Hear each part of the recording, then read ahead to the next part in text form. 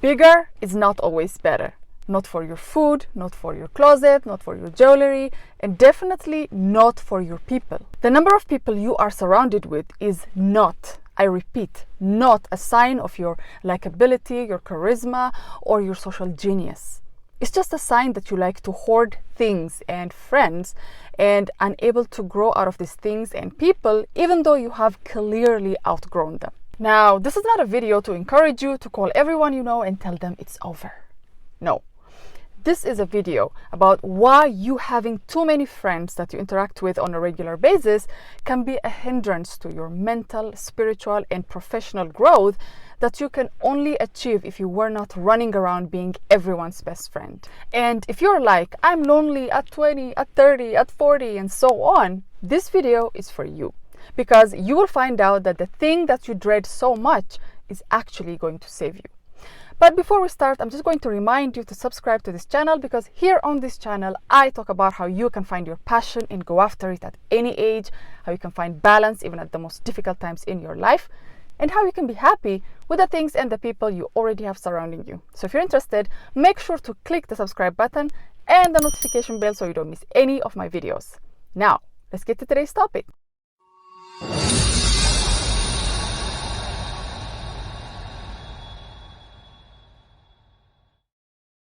All right, so number one is you are impressionable as heck. You know, your friends and the people that are surrounding you have way more influence on your thoughts and beliefs than you could ever imagine. And you know what they say, birds of a feather flock together. And this means it happens slowly, you know.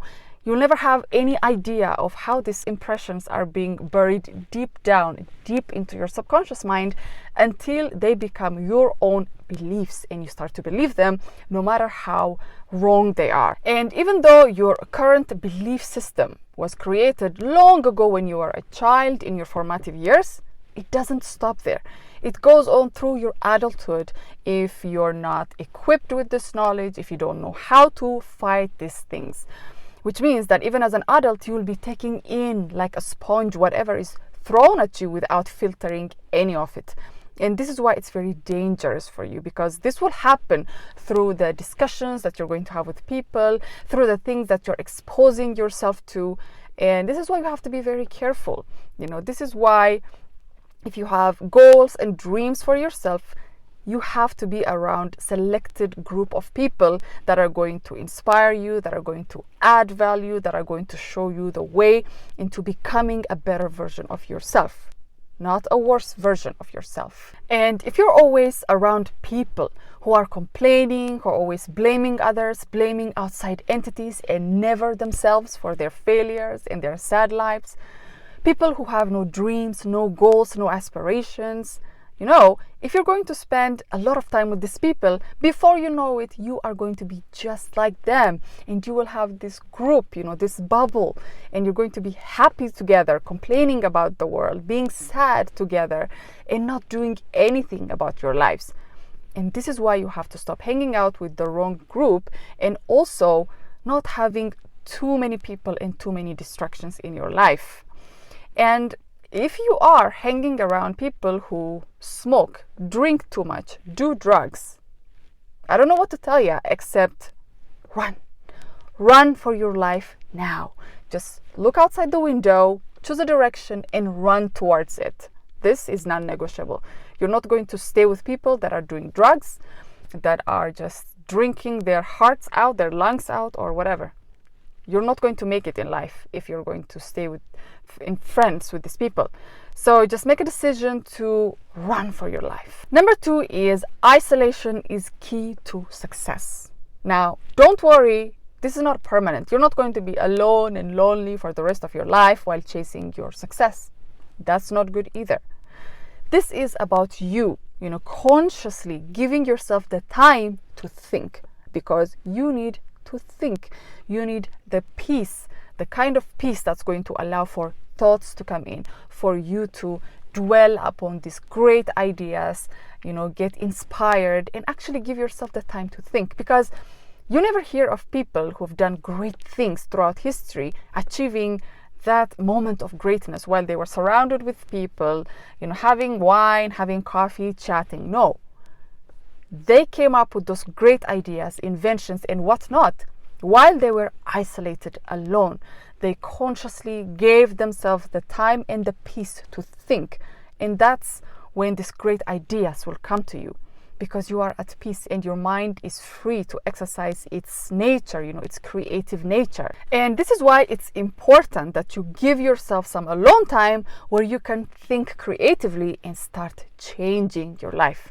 Because as much as we need our friends and families for love and support, we also have to give ourselves that. It also has to come from us. We have to love and support ourselves by giving ourselves this dream, this goal, and working towards a worthy goal, having a vision for ourselves. Because if we don't have a vision for our lives, it doesn't matter how, the other areas of our lives, how good they are, how great they are. If we don't have a vision for our future, you'll find out that everything will be chaotic, no matter how great they might seem on the outside. And if you have friends that are full of negativity and they have no vision for themselves, trust me, that's going to rub off on you.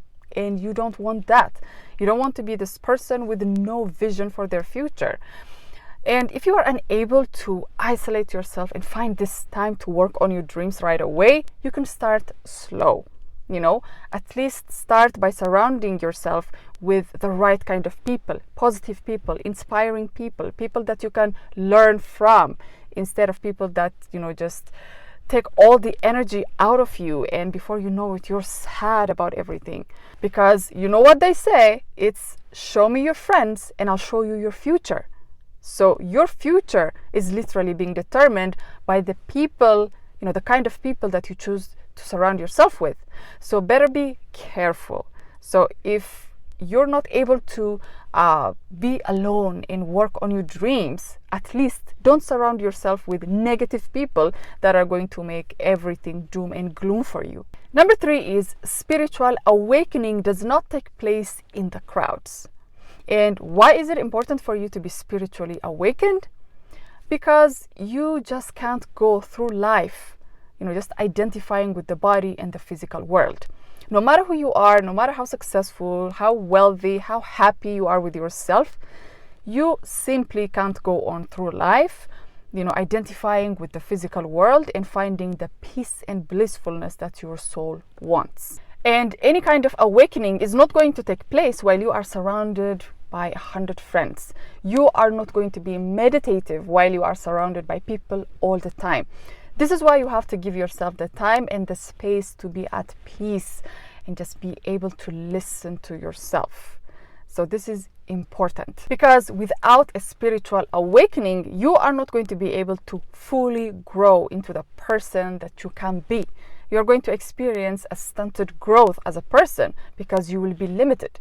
You will be limited to chasing money, fame, recognition, achievements, and all these things that you can never satisfy. You can never satisfy these things because if you are only restricted to the physical world, you're just going to be chasing this and it's never ending. You will want more money. You will always want more fame.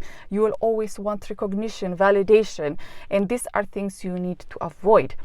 But in order to get to this point of understanding, you need that peace that we talked about earlier. And you're not going to be able to achieve this if you are surrounding yourself with people all the time. Number 4 is focusing on the wrong people.